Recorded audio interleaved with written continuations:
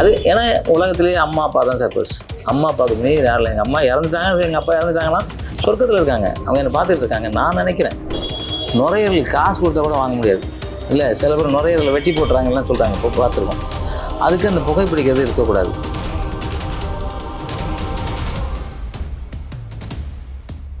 அரிசி பழைய கஞ்சி சாப்பிட்டா காலையில் ரொம்ப ரொம்ப ரொம்ப நல்லது, அமிர்தம். அது மென்று சாப்பிடணும், நான் ஒழுங்கிடக்கூடாது. இப்போ ஒரு 20 வருஷமாக நான் வந்து ஒரு பொடி தயார் பண்ணியிருக்கேன். ஒரு 120 வகையான மூலிகைகள். நைட்டில் கூட இருட்டாக இருக்கும், அப்படி தான் படுக்கணும். அதுதான் நம்ம வந்து ஆழ்ந்த நித்திரை கூட்டு போவோம். இறந்து அந்த செல் இறந்து உற்பத்தி ஆகும். ஆனால் 40 வயசுக்கு மேலே இறந்துக்கிட்டே இருக்கும், புதுசாக வராது. கரெக்ட். அதுக்கு வந்து அது நீங்கள் என்ன உங்களுக்கு உங்கள் உடம்பை நல்லா வச்சுக்கிறது அது கண்டிப்பாக கொடுக்கும். இந்த பிரபஞ்சத்துக்கிட்ட என் உடம்பு இந்த மாதிரி வேணும், எல்லாம் 5 நிமிஷம் பண்ணுங்கள் 10 நிமிஷம் பண்ணுங்கன்னு சொல்லுவாங்க. ஆனால் நான் 1 hour பண்ணுவேன். நம்ம ஆயில் வந்து ரொம்ப காலமாக இருக்கிறதுக்கு மூச்சு பயிர் தான் முக்கியம். ஸ்ட்ரெச் 1 hour பண்ணும். ஸ்ட்ரெச்சுனா காலை விரிக்கிறது, கை விரிக்கிறது, ஃபுல் இது மாதிரி உட்காருது. இப்போ இது மாதிரி வந்து ரொம்ப நேரம்லாம் யாரும் உட்கார முடியாதுங்கிறாங்க.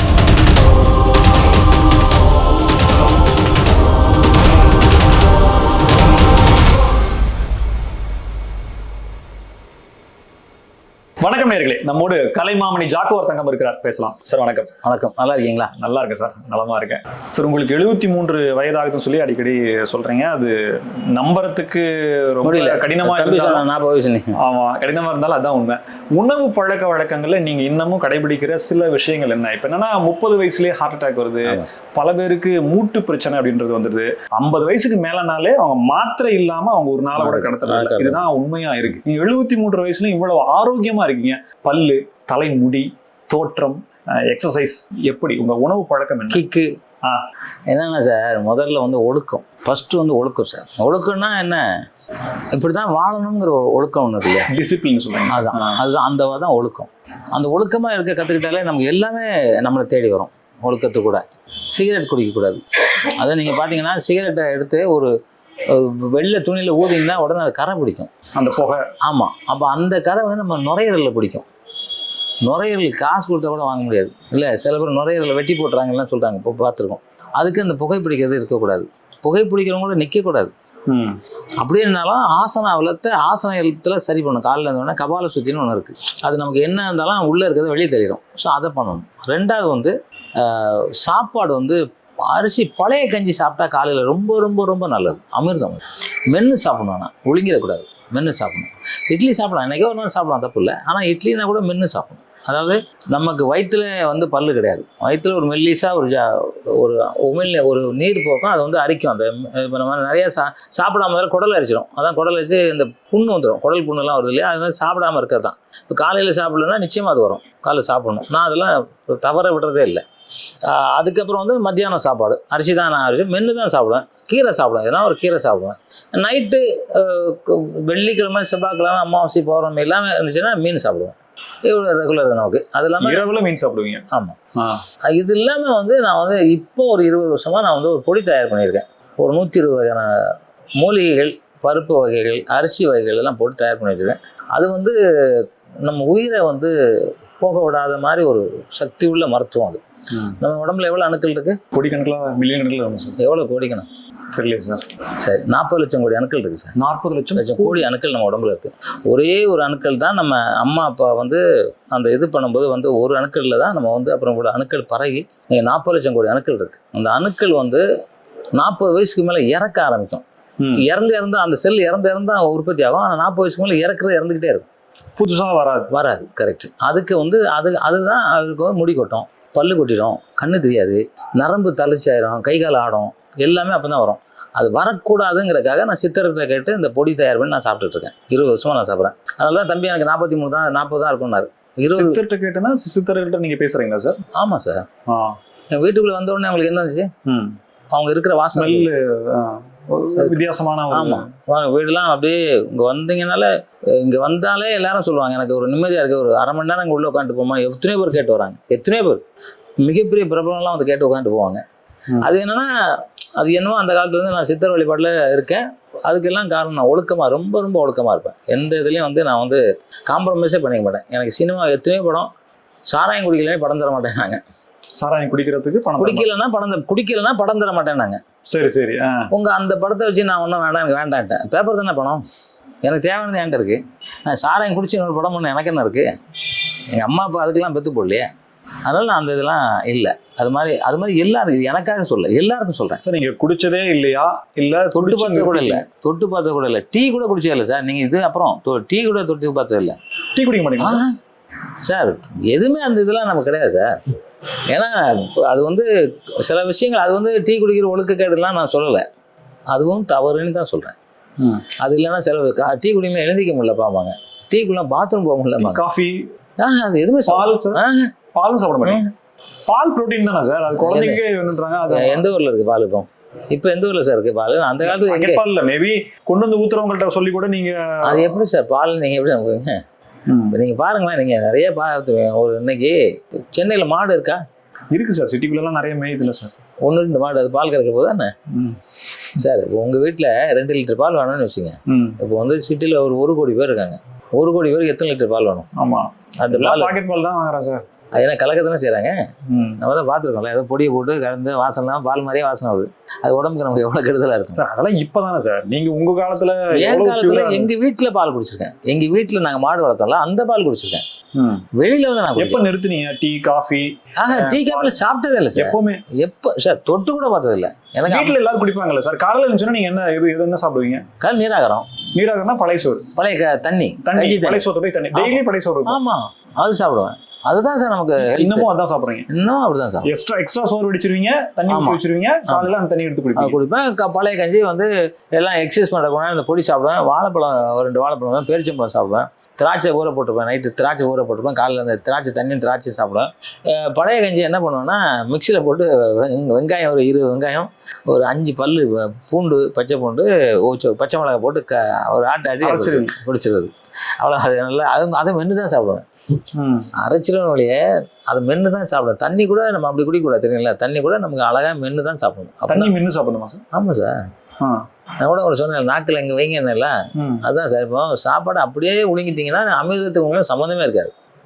இப்போ அந்த காலத்தில் என்ன பார்த்தீங்கன்னா, இலையில ஊறுகாய் வச்சுருப்பாங்க, கேள்விப்பட்டீங்களா? ஊறுகாய் எதுக்கு வைக்கிறாங்க? எச்சி ஊறுறது. ஓ, அந்த உமிழ்நீரோட சாப்பிடணுங்கிறதுக்காக தான் உமிழ்நீர் தான் அமிர்தம். உமிழ்நீர் அமிர்தம் பார்த்துங்க. அது வந்து மனுஷனுக்கு கடவுள் படைச்ச மிகப்பெரியது. நீங்கள் மாடு பார்த்தீங்கன்னா ஒரு வைக்கிறாங்கன்னா அள்ளி கொட்டிடும், கொட்டி போய் படுத்துட்டு அதுக்கு 3 வயிறு, 3 இடம் பை இருக்குது. இதில் வந்து அழிஞ்சதை ஒரு இடத்துல வச்சுக்கும். அதை படுத்துட்டு மாடு மெல்ற மாதிரி மின்னுக்கிட்டே இருக்கான் பாரு சொல்லுவாங்களா, திருப்பி அங்கே இருக்கும்போது அசை போடுறதுன்னு சொல்லுவாங்க. அரைச்சி மறுபடியும் திருப்பி அதை எடுத்து மெல்லும் சார். ஏன்னா அதுக்கு தெரியுது மென்னாதான் நம்ம நல்லா இருக்க முடியும். அது மெல்லும். நீங்கள் பார்த்துருப்பீங்க, அதுக்கு என்ன படிச்சு அந்த ஸ்கூலில் படிச்சா காலேஜில் படிச்சா, ஆனால் அதுக்கு தெரியும் மென்னு தான் சாப்பிடணும். அதுதான் உடல் அமைப்பு அந்த மாதிரி சார். நமக்கு ஒரு உயிர் தானே சார் இருக்கு. இல்லை சார், நம்ம மென்று சாப்பிடணும்னு சொல்லுவோம். அதான் சாப்பிடும் போதே நம்ம மென்று சாப்பிடணும். அதுக்கு வந்து அது உழைக்கல, யாரோ ஒருத்தவங்க போடுறாங்களா எடுத்துட்டு போயிடுவாங்களே, லப்ப பண்ணி சாப்பிட்றோம். உள்ளே போய் அங்கே போய் உட்காந்துட்டு நல்லா மென்று சாப்பிடும். நம்ம அப்படி இல்லை. நம்ம சாப்பிடும்போது அம்மா அப்பா உழைச்சி கொடுக்குறாங்க, எவ்வளோ வேணாலும் சாப்பிட்றதுக்கு சொல்கிறாங்க. அவங்க பட்டினியாக இருப்பாங்க, நமக்கு சாப்பாடு கொடுப்பாங்க. அந்த தெய்வத்துக்கு முன்னாடி உட்காந்து சாப்பிட்றது என்ன சார் இருக்கு? உண்மையில் அவங்க சொல்லி விடுவாங்க, டேய் நல்லா மெல்லுன்னு சொல்லுவாங்க. கண்டதை நொறுக்கி சாப்பிடுனாங்க. என்ன சாப்பிட்றான் என்னமோ சொல்லுவாங்க, அது பழமொழி நல்லா நொறுங்க சாப்பிடு, நொறுங்க தின்னால் 100 வயசு அப்படின்னு சொல்லுவாங்க. ஆனால் இவங்க என்ன பண்ண நொறுங்கன்னா நொறுக்கி சாப்பிட்றாங்க. அது இல்லை, சாப்பாடை நல்லா சாப்பிடணும். ஸோ அதுதான் சார் அந்த ஒரு முக்கியமான காரணம். இப்போ இன்னைக்கு வரைக்கும் உணவு பழக்க வழக்கத்தை தாண்டி நீங்க தினமும் செய்யக்கூடிய விஷயம் அப்படின்னா என்னென்ன சார்? நான் வந்து காலையில் ஒரு 3 o'clock 3 மணிக்கு எழுந்திருக்கேன் சார். தினமும் காலையில் 3 மணிக்கு எழுந்திருவேன். ஷூட்டிங் இல்லாத நாட்டில். இப்போ நைட் ஷூட்டிங்னா 3 மணிக்கு எழுந்திரிக்க முடியாது. ஷூட்டிங்லாம் கரெக்டாக ஒரு 9 மணிக்கு நான் படுத்துருவேன். படுத்துட்டு எல்லா லைட்டும் ஆஃப் பண்ணுவேன். ஒரு லைட்டு கூட என் ரூமில் இருக்கக்கூடாது. நைட்டில் கூட இருட்டாக இருக்கும். அப்படி தான் படுக்கணும்.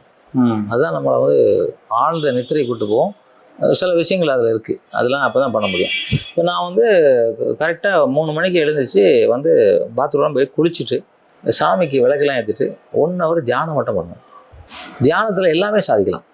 என்னென்ன வேணும்னு நினைக்கிறீங்க? தியானம்னா என்ன சார்? பிராணாயாமம், மூச்சு பயிற்சி? இல்லை, அது இல்லை. தியானம் நம்ம பத்மாசனத்தில் வஜ்ராசனத்துலையும் உட்காந்துட்டு நிமிர்ந்து உட்காந்துட்டு கண்ணை மூடிட்டு நீங்கள் என்ன நினைக்கிறீங்களோ பிரபஞ்சம் உங்களுக்கு கொடுக்கும். பிரபஞ்சத்தில் கேட்கணும் என்ன ஆகணும். இப்போ கண்ணை மூடி என்ன சார் நினைக்கணும்? இப்போ கண்ணை மூடினா என்னென்னமோ நினைப்போம். அதெல்லாம் இன்னைக்கு செய்ய வேண்டியது என்ன? அதெல்லாம் 1 வாரம் வரும், 2 வாரம் வரும், 1 மாதம் வரும், அப்புறம் வராத உங்கள் கண்ட்ரோலுக்கு ஆகிடும். அது ஒரு நாள் வரும், 2 நாள் வரும் சார், 1 மாதம் வரும், 2 மாதம் வரும், அப்புறம் வராது. இப்போ நான்லாம் இப்படி உட்காந்துட்டு நேரம் சொர்க்கத்துக்கு போயிடுவேன். இப்படி உட்காந்து நேரம் எங்கள் குலதெய்வம் கோயில் வாசலில் நின்று சாமி விட்டுருப்பேன். இப்படியே உட்காந்துட்டுனா காசி போயிருப்பேன். இப்படியே என்ன திருச்செந்தூர் போயிருப்பேன். திருச்செந்தூரில் போய் நிற்பாங்க. நிறைய பேர் அங்கே பார்த்தேன்னே சொல்லுவாங்க, தமிழ் திருச்செந்தூர் கூப்பிட்டு நீ போயிட்டியா அப்படிம்பாங்க. அது என்னால் முடியும். ஏன்னா தியானம் கூடு விட்டு கூடுவாயிருன்னு சொல்றாங்களா, அந்த மாதிரி இது ஒரு கலை. நம்ம எங்கே வேணாலும் போய் நிற்கலாம். நினைச்ச இடங்களுக்கு நம்ம போகலாம், சந்திரமண்டலத்துக்கு கூட போகலாம், ஏன் சூரியன்கிட்ட கூட போய் நிற்கலாம். இது வந்து அது ஒரு கலையாக இருக்குது. அந்த கலை மூலியமா நான் வந்து எல்லா இடத்துக்கும் 1 hour போவேன். 1 hour எல்லா கோயிலுக்கு போவேன். திருச்செந்தூராக இருக்கட்டும், மதுரையாக இருக்கு, மீனாட்சி அம்மன் கோயிலாக இருக்கட்டும், சபரிமலையாக இருக்கட்டும், எல்லா கோயிலுக்கும் நான் போயிருக்கேன்ல நிறையா. அப்படியே போய் நிற்பேன். நான் இன்னும் நல்லா அங்கே என்னென்ன வணங்கணும் அதெல்லாம் வணங்குவேன். நம்ம வந்து மனசார நம்ம நல்லா இருக்கணும்னு கேட்கறத விட நம்மளை சார்ந்தவங்க எல்லாம் அந்த உலகமே நல்லா இருக்கணும்னு கேட்டால் மட்டும்தான் அது கொடுக்கும். நான் மட்டும் நல்லா இருக்கணும், ஏன்னா ஏற்ற வீட்டை பொண்ணை கல்யாணம் பண்ணி வச்சுருக்கேன், அவங்க பொண்டாட்டி நல்லா இருக்குது அதையும் கல்யாணம் பண்ணி வச்சுலாம் கேட்டால் நடக்காது, ஆப்போசிட் ஆகிடும். நம்ம கேட்கறது நல்லதை மட்டும் தான் நினைக்கிறோம், நல்லதை மட்டும் தான் கிடைக்கும். அதுதான் சித்தர்கள் முனிவர்கள் அவங்க பண்ணது. அவங்க வந்து போய் ஜட்டி என்னது கோமலம் கூட கட்டாமல் உட்காந்துருப்பாங்க.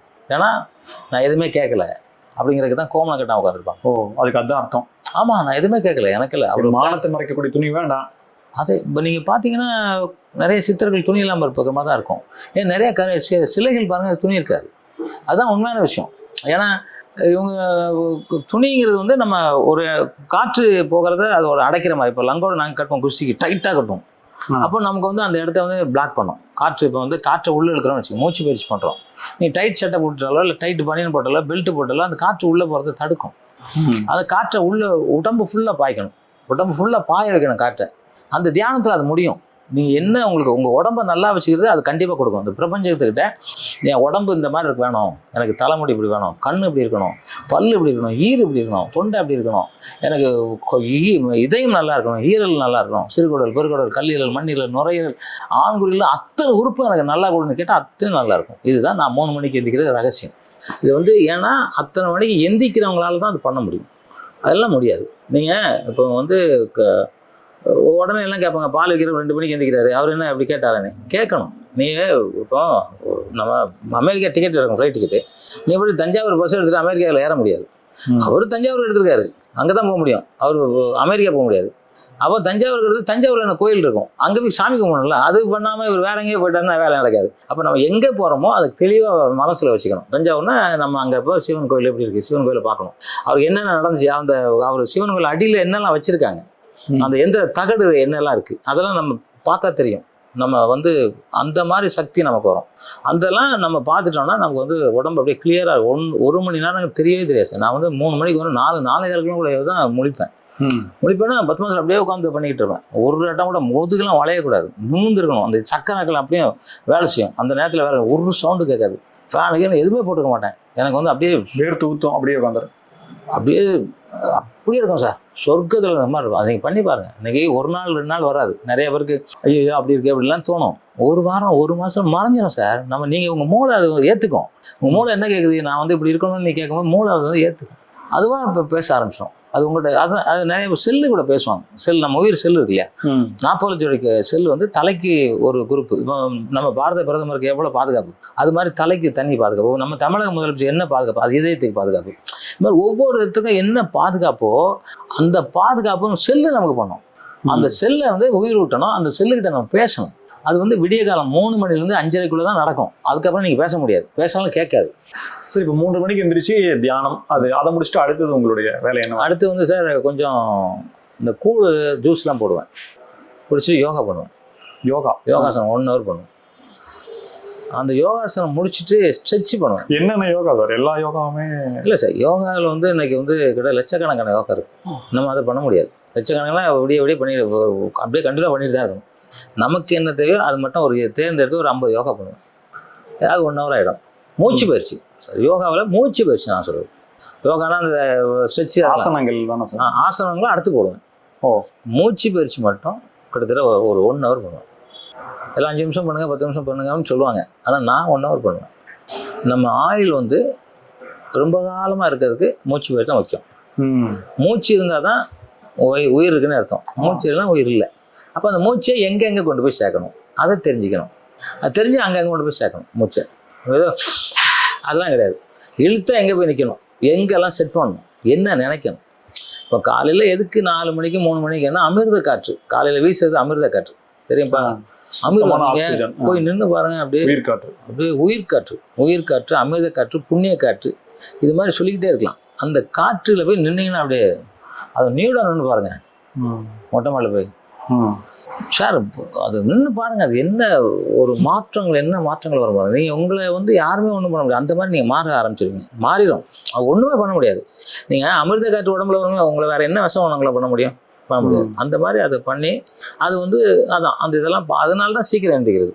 அது விரும்பும். எனக்கெல்லாம் நான்லாம் யாரோ எழுப்பிடுவாங்க கரெக்டாக 3:59 எழுந்திருவேன் சார். 4 மணியா இல்லை 3:59 எந்திரிச்சிட்டு அப்படியே எங்கள் அம்மா வந்து பார்க்க வருவேன். எங்கள் அம்மா பார்ப்பேன், கண்ணை மூட்டு எங்கள் அம்மா வந்து பார்த்து எங்கள் அம்மா தான் நிமிர்ந்து பார்ப்பேன். எங்கள் அம்மா பார்த்துட்டு திருப்பி உள்ளே போவேன். திருப்பி உள்ளே போயிடுச்சா நான் பல் விளக்கி மூஞ்சி கழுவிட்டு தண்ணி குடிப்பேன். அது ஏன்னா உலகத்துலேயே அம்மா அப்பா தான் சார் பெருசு. அம்மா அப்பாவுக்கு மீறி யாரில். எங்கள் அம்மா இறந்துட்டாங்க, எங்கள் அப்பா இறந்துட்டாங்கன்னா சொர்க்கத்தில் இருக்காங்க, அவங்க என்னை பார்த்துட்டு இருக்காங்க நான் நினைக்கிறேன். அதனால தான் எங்கள் அம்மா அப்பாவுக்கு தான் தனியாக மாலைகள்லாம் போட்டு எங்கள் அப்பாவை தனியாக வச்சுருக்கேன். எல்லாரும் அம்மா அப்பா மதிக்கணுங்க. இன்னைக்கு அம்மா ஏதோ பெற்றுட்டாங்க, அவங்க தான் எனக்கு படிக்கணும், அவங்க தான் கல்யாணம் பண்ணிக்கணும், அதெல்லாம் கிடையாது. அம்மா பெக்கிறதுக்கு எவ்வளோ கஷ்டப்படுறாங்கன்னு அதை நினச்சி பார்க்கணும். அந்த தாய் உலகத்திலேயே மிகப்பெரிய சக்தி உள்ளவங்க அம்மா. அந்த அம்மாவை நினைக்கணும். அந்த அம்மாவை நினச்சி நான் கிட்டத்தட்ட 1/2 மணி நேரம் வேண்டுவேன். எங்கள் அம்மா சொர்க்கத்துக்குள்ளே இருக்கணும்னு நான் வேண்டுவேன். நான் வேண்டது நடக்கும். எங்கள் அம்மா சொர்க்கத்துக்கு போகணும்னு நான் நினைக்கிறேன். எங்கள் அண்ணன், எங்கள் அம்மாவாக இருக்கட்டும், எங்கள் அண்ணனாக இருக்கட்டும், எங்கள் அப்பாவாக இருக்கட்டும், எல்லாரும் சொர்க்கத்துக்கு போகணும்னு நான் நினைக்கிறேன். எனக்கு ஒருவேளை சக்தி இருந்தால் அந்த சக்தி எங்கள் அம்மா கொண்டு சொர்க்கத்தில் நிறுத்தி வச்சுருக்கோம். நான் மனமாற உளமாற அதை நம்புகிறேன், அதை செய்கிறேன். அது 1 ஹவர் பண்ணுவேன். ஸ்ட்ரெச்சு 1 ஹவர் பண்ணுவேன். ஸ்ட்ரெச்சுனா காலை விரிக்கிறது, கை விரிக்கிறது, ஃபுல் இது மாதிரி உட்காருது. இப்போ இது மாதிரி ரொம்ப நேரம்லாம் யாரும் உட்கார முடியாதுங்கிறாங்க. நான் உட்காருவேன் 10 மணி நேரம்னாலும் இதே மாதிரி உட்காந்துக்குவேன். எனக்கு ஒன்றும் பிரச்சனை இல்லை. ஏன்னா நான் ஸ்ட்ரெச்சில் அந்த ஸ்ட்ரெச் பண்ணுவேன். இதில் கிட்னி சரியாகிறதுக்கு நிறையா இருக்குது யோகாவில். இதை நான் பண்ணுறது. இதை பண்ணி முடிச்சிட்டாக்க திருப்பி இந்த கூழ் போட்டு குடிப்பேன். இது கடையில் இந்த வேலையை நான் பண்ணி கூழ் போட்டுருப்பேன். அரிசி போட்டுருப்பேன், சாப்பாடுக்கு அரிசி போட்டுருப்பேன். இதெல்லாம் போட்டு அதையும் பார்த்துக்குவேன். அதுக்கப்புறம் பார்த்தீங்கன்னாக்க தண்டால் அடிப்பேன். ஒரு 500 தண்டால். இப்போ அவ்வளோதான் அடிக்க முடியுது. 500 தண்டாலா சார்? அவ்வளோதான் அடிக்கிறேன். அதுக்கு மேலே அடிக்கல. முன்னாடி 3000 அடிப்பேன்ல, இப்போ 500 அடிப்பேன். சார் எனக்கு 20 தான் சார் ஒரு செட்டுக்கு அடிக்க முடியும். அப்படியா? நான் 100 அடிப்பேன் ஒரு செட்டுக்கு. ஒரு செட்டு 100 அடிப்பீங்க சார் நிற்காம? ஆமாம். அப்பா, அது என்ன பெரிய விஷயமாண்ணே? சரி, சாதாரண விஷயம் தானே சார். அதுக்கப்புறம் பைட்டக் அடிப்பேன். அப்புறம் கிக்ஸ் பண்ணுவேன். கொஞ்சம் கிக்ஸ் பண்ணுவேன், பஞ்சஸ் பண்ணிக்குவேன். கொஞ்சம் சர்வாங்காசனம், சிரசாசனம், ஹலாசனம், இந்த மாதிரி ஆசனம் பண்ணுவேன். இதில் முடி கொட்டாது, கண்ணு நல்லா தெரியும், பல்லு கொட்டாது. இன்னமும் நீங்கள் கண்ணாடி போடல சார்? 65 வயசில் கண்ணாடி போட்டேன் நான். ஏன்னா இப்போ எடிட் பண்ணும்போது பிளராக தெரிஞ்சு. இப்போ நடிகர் பாண்டியராஜ் சார்ட்ட சொன்னேன். உடனே அவர் ஒரு 80 ரூபாய்க்கு கண்ணாடி வாங்கி கொடுத்தாரு. கண்ணாடி போட்டோடனே பிளர் சரியாயிடுச்சு. ஓ, அப்போ நம்ம கண்ணு கெட்டு போச்சு, ஓகே அப்படின்னு சொல்லிட்டு கண்ணுக்குன்னு எக்ஸசைஸ் பண்ணேன் 1 மாதம். தலையை கழட்டிட்டேன். என்ன எக்ஸசைஸ் பண்ணீங்க? தலைகளை நிற்கிறது தான். ஓ, தலைகளை நிற்கிறது. தலைகளை 8 போடணும். கண்ணு இப்படி இது பார்க்கணும், அப்படி பார்க்கணும். தலைகளை நின்று கண்ணில் 8 போடணும், அப்படி பார்க்கணும். சும்மா அப்படிலாம் 8 போடணும். இப்போ உட்காந்துருக்கும் கண்ணுக்கு பிளட்டே போகாது. இப்போ கண்ணுக்குள்ளே இருக்க நரம்பு, நம்ம முடி இருக்குல்ல, முடி சைஸ் தான் கண்ணுக்குள்ளே இருக்க நரம்பே. அந்த நரம்புக்குள்ள பிளட் போகணும். அப்போ என்ன பண்ணுவீங்க? அது போகாதனால தான் கண் பார்வை குறைபாடு எடுக்கும். அவ்வளோதான், சிம்பிள். நீங்கள் கண்ணுக்குள்ள நல்ல பிளட் சர்க்குலேஷன் ஆயிடுச்சுன்னா உங்களுக்கு கண். பொதுவாக வயசாயிட்டா கண் பொறைன்னு சொல்லுவாங்க சார், அது உங்களுக்கு எடுத்துருக்காங்களா? எனக்கு எல்லாம் வரதில்லை. எனக்கு இது வரைக்கும் வந்ததில்லை. 73 வயசு வரைக்கும் இன்னும் நீங்கள் இன்னும் வரவே இல்லை. அப்படி தெரியவே தெரியாது. இன்னொன்னு தெரியாது. புறெல்லாம் என்னன்னே தெரியாது எனக்கு. புறன்னா அந்த கடையில் வைப்பாங்களா அந்த புறம் தான் வரும். நாய்க்கு போடுவாங்களே அந்த புறம்? இல்லை, ஊட்டி புறம் நல்லா இருக்கும், சாப்பிடுவாங்க வரும். அதெல்லாம் பயிற்சி தான் சார். நம்மளால முடியாது ஒன்றுமே இல்லை சார். நம்ம தமிழர்கள் தான் 7 உலகம் இருக்குன்னு கண்டுபிடிச்சது. ஃப்ளைட்டு கிடையாது, ராக்கெட் கிடையாது, ஒன்றும் கிடையாது. இவங்களே நேராக அங்கே போய் பார்த்தாங்க. 7 உலகம். செவ்வாய் கிரகம் சிகப்பாக இருக்குன்னு சொன்னது எப்போ? பல 1000 லட்சம் ஆண்டுகளுக்கு முன்னாடி சொன்ன தமிழை. இப்போ போய் செவ்வாய் கிரகம் சிகப்பாக இருக்குன்னு இப்போ கண்டுபிடிச்சிருக்காங்க. பார்த்ததுனால தான் போய் சொல்லியிருக்கேன் செவ்வாய் கிரகம் சிகப்பாக இருக்கு. நம்ம எல்லாம் எப்படி தெரியும்? வியாழன் எப்படி இருக்கு? ஜாதகம் பார்க்கறதே கோள்களை வச்சு தானே சார் போகிறோம். ஆமாம் சார். அப்போ தமிழை எவ்வளோ பெரிய அறிவாளி பாருங்க சார். இப்போ 4 மூலைங்கிறோம், ஆனால் 16 மூலை. அதை கண்டுபிடிச்ச தமிழை. இது மாதிரி ஒவ்வொன்றும் ஒவ்வொரு காற்று. இப்போ காலைல 3:30 மணிக்கு எழுந்திரிச்சு பார்த்தீங்கன்னா இது வரும். அது என்ன, ஒரே ஒரு விண்மீன் இருக்கும். விண்மீன் பார்த்துருக்கீங்களா காலையில்? பார்த்துக்க மாட்டீங்க. பாருங்க என்ன அதிசயம்லாம் இருக்குது சார். நம்ம உலகத்தில் நம்ம யாரும் அதை பார்க்குறதில்ல. சினிமா பார்க்குறது, செல்ஃபோன் பார்க்குறது, படுக்கிறது, தூங்குறது, தண்ணி அடிக்கிறது, இதெல்லாம் கிடையாது. இதுக்கு மேலே ஒரு உலகம் இருக்குது. அந்த உலகத்துக்கு கொண்டு போகணும். நம்ம வாழ்க்கையே பிறந்த உடனே சாவறதுக்கெலாம் கிடையாது. இப்போ நம்ம எத்தனை லட்சம் பிறவி சார்? எத்தனை லட்சம் பிறவி மொத்தம் உயிரினங்கள் சார்? அது நிறைய இருக்கு சார். சரி, 88 லட்சம் உயிரினம் சார். மொத்தம் உயிரினம் 88 லட்சம். மீன் மட்டும் 14,000. நம்ம 5. தெரியல, ஆண் பெண் திருநங்கை திருநம்பி அர்த்தநாரீஸ்வரர். நம்ம மட்டும் 5 பிறப்பு. மீன் பார்த்தீங்கன்னா சிலேபி மீனுமா, அந்த மீனுமா, அந்த மீனுமா, அது மாதிரி 17,000 மீன். மரம், கடி, சொடி, புழு, வண்டு, இது மாதிரி பல லட்சக்கணக்கான உயிரினம். லாஸ்ட் உயிரினம் மனித உயிரினம். இவனுக்கு மட்டும்தான் நிமிர்ந்து உட்கார தெரியும். வேறு எந்த உயிரினமும் நிமிர்ந்து உட்கார விடு. 4 கால் தான் வரணும். வயிறு பல்லில் தான் கடிச்சு சாப்பிடணும். தண்ணியை நக்கி தான் குடிக்கணும். மனுஷன் மட்டும்தான் கடிச்சு குடிக்க முடியும். மனுஷன் மட்டும்தான் அள்ளி சாப்பிட முடியும். மனுஷன் மட்டும் தான் நிமிர்ந்து உட்கார முடியும். இந்த நிமிர்ந்து உட்கார காரணமே நீ சொர்க்கத்துக்கு போனோன்னு தான். இந்த நீங்கள் எல்லா முத்திரையும் பண்ணிக்கிட்டு நீங்கள் கடவுள்கிட்ட கேட்கும்போது, நம்ம பார்த்தீங்கன்னா ஔவையாரை அப்படியே நேராக இந்த பாடியோட சொர்க்கத்துக்கு போயிருக்காங்க. இப்போ நம்ம ஒரு வள்ளலார் ஐயா அப்படியே சொர்க்கத்துக்கு போய், இது மாதிரி ஏகப்பட்ட பேர் நம்ம சொல்ல முடியும். ஏன்? அவங்க கரெக்டாக இருந்தாங்க. அதனால தான் அவங்க அப்படி போக முடிஞ்சிச்சு. பூத உடலோட போக முடிஞ்சிச்சு. இல்லைன்னா உயிர் பிரிஞ்ச பேர் போகும். இது பூத உடலோட போக முடியுதுன்னா அது எவ்வளோ பெரிய இருக்கும். அது மாதிரி தான் நம்ம ஆளுங்க எல்லாம் எல்லா உலகத்தையும் கண்டுபிடிச்சாங்க. எல்லா உலகம் பூமிக்கு அடியில் லோகத்தெல்லாம் கண்டுபிடிச்சி எழுதி வச்சுக்கலாம். பூமிக்கு அடியில் என்னெல்லாம் இருக்குன்ட்டு அதை எழுதி வச்சுருக்காங்கன்னா சாதாரண விஷயமா சார்? நம்ம தமிழனை எவ்வளோ பாராட்டணும். அதனால தான் மகாத்மா காந்தியை ரஷ்யாவில் போய் திருக்குறள் படிச்சிருக்காரு. என்னையா அது தமிழில் படித்தா எப்படி இருக்கணும்? நான் இன்னொரு பிறப்பு எடுத்தா தமிழன் தான் ஏன் பிறக்கணும் அப்படின்ட்டு. இதெல்லாம் எவ்வளோ டிரான்ஸ்லேட் பண்ணி பார்த்ததை உண்மையிலேயே அந்த மொழியிலேயே படித்தா எப்படி இருக்கும்? இவ்வளோ விஷயம். ஒரு வார்த்தையில் இத்தனை அர்த்தமா? இப்போ இங்கிலீஷ் எவ்வளோ எழுத்து? 27, 26. தமிழில் உயிரெழுத்து 246 இல்லைங்க சார்? 200 உயிரெழுத்து அப்படி இப்படின்னு சொல்லிட்டு 200 சில்லரை இருக்குது. அது தமிழில் மட்டும்தான் இருக்குது. வேறு எந்த லாங்குவேஜ்லையும் கிடையாது. இங்கிலீஷில் என்ன? அம்மா, மேலே mummy, daddy, uncle, aunty, grand father, grand mother. தமிழில் அம்மா, அப்பா, பெரியம்மா, பெரியப்பா, சித்தி, சித்தப்பா, மாமன், மாமி, அத்தை. இது மாதிரி எவ்வளோ உறவு முறை பாருங்கள். எங்கேயா இருக்கா சார் அந்த உறவு முறை? நம்மளை பார்த்து ஆச்சரியப்படுறாங்க சார். இவ்வளோ உறவு முறையா அப்படின்னு சொல்கிறாங்க சார் நம்மளை பார்த்து. எனக்கு ஒரு பொண்ணுக்கு வயசு வந்துச்சுன்னா மாமங்காரன் எடுத்துகிட்டு வர மாட்டோம். இல்லை, என்ன எவ்வளோ பெரிய இது இல்லை அது. அதெல்லாம் எங்கே இருக்குது? நம்மகிட்ட தமிழ்கிட்ட மட்டும்தான் சார் இருக்குது. அதனால் இந்த பயிற்சி கரெக்டாக பண்ணிக்கிட்டாங்கன்னா அவங்க நேர சொர்க்கத்துக்கு போகிற அத்தனை விஷயங்களும் அதில் இருக்குது. அதுக்கு தான் யோகாசனம்லேயே சிவன் ஐயா பதஞ்சலி முனிவருக்கு நேரடியாக கற்றுக் கொடுத்தது தான் இந்த யோகா. அது ஒரு எளிய விஷயம் தான் இப்போ நம்ம கற்றுக்கிட்டு இருக்கோம். ஒரு சிலது கற்றுக்கிறது இல்லை. மூச்சு இழுத்து விடுறாங்க, அதெல்லாம் இல்லை. மூச்சு இழுத்து விடு, எல்லா உயிரினமும் இழுத்து விடுது. ஆனால் மூச்சை எங்கே கொண்டு போய் நிறுத்தணும், அதுக்கு என்ன மந்திரம் சொல்லணும்னு சொன்னால் மட்டும்தான் அது கிடைக்கும். அது பயிற்சியில் தான் கிடைக்கும். ஒரு ஆசான் சொல்லித்தரணும். ஆமாம், அதுக்காக பண்ணணும். அந்த மாதிரி பண்ணாங்கன்னா நமக்கு இப்போ நீங்கள் சொன்னீங்களே, நான் 200 வயசு ஆனால் 200 வயசு மேலே தாராளமாக இருப்பேன். 200 வயசு மேலே இருப்பேன். இயற்கையாக எனக்குன்னா 200 வயசுக்கு மேலே ரொம்ப நாள் இருப்பேன். எனக்கு தெரியும், எனக்கு என் பவர் என்னன்னு எனக்கு தெரியும். நான் அன்னைக்கு என்ன பண்ணணும் அதே தான் அன்றைக்கும் பண்ணிகிட்டு இருக்கேன். எல்லாம் 73 வயசு தான் மேலே ஏறக்கூடாது. நான் இந்த இதில் எங்கள் அம்மா அப்பாவுக்கு மாலை போடுவேன். மாலை போட நினைப்பேன். இல்லை மேலே ஏறக்கூடாது, நாங்களாம் நம்ம மேலே ஏறுறோம் நினைப்பேன். உண்மையாக நினைப்பேன். சொல்கிறேன் ஒரு பேச்சுக்கு. நான் அப்போ தான் ஒரு படத்தில் 3வது மாடியிலேருந்து கீழே டைப் பண்ணேன். அதே பவர் சார். டைரக்டர் சொன்னேன் வேண்டாம், அவருக்கு வயசு 73 ஆச்சுண்ணே. கேமரா சொன்னேன் ஹை ஸ்பீட் வச்சுங்க, நான் தான் வரப்போகிறேன், 2 வராது அப்படின்னு. நான் தான் போனேன். சார் மிக்க நன்றி சார். இன்னும் பல விஷயங்கள் கேட்கணும், உங்கள்ட்ட இருந்து விஷயங்களை வாங்கணுன்றதை தாண்டி கற்றுக்கணுன்ற ஆர்வம் தான் இருக்குது.